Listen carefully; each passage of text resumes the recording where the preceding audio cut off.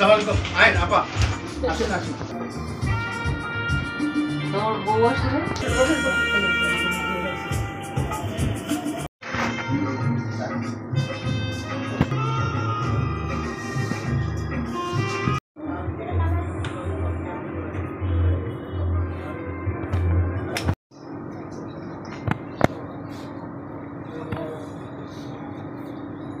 আমাদের সমাজের এই যেন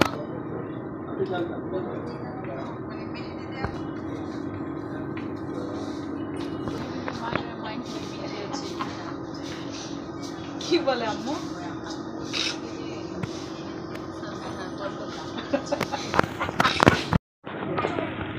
আজ মেহেদি উৎসব খুব ভালো লাগতেছে যে WBG এর নতুন একটা দোকান উদ্বোধন হলো, সাথে সেই মেহেদি উৎসবও হলো।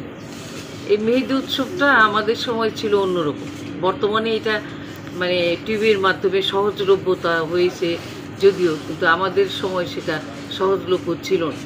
কারণ তখন সবার বাড়িঘর ছিল না, যারা বাড়িঘর থাকতো তারা হয়তো একটা মেহেদি গাছ লাগাতো, তো ওখান থেকেই মেহেদি কিছু এনে মেহেদি পাতা এনে তারপর সেটাকে আবার ধুইটে বেটে তারপর আমরা হাতে লাগাতাম, যেটা নাকি রঙটা অনেক দিন থাকতো।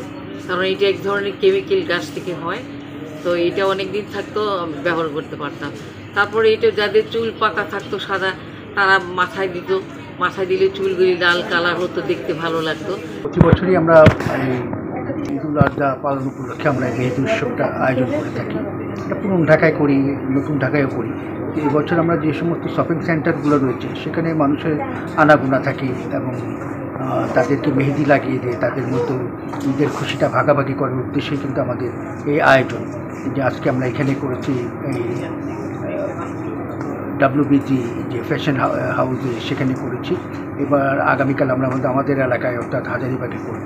বিভিন্ন শপিং সেন্টারগুলোতে আমরা উৎসবগুলো করবো, যারা ক্রেতারা যারা আছেন বা যারা এখানে আসবেন, শিশু কিশোর যে সমস্ত বাচ্চাগুলো আছে, তারা বাচ্চারা বিশেষ করে মেয়েরা, তাদেরকে আমরা হাতে মেহেদি ফ্রি লাগিয়ে দেবো ঢাকাবাসী চাঁদাত করে।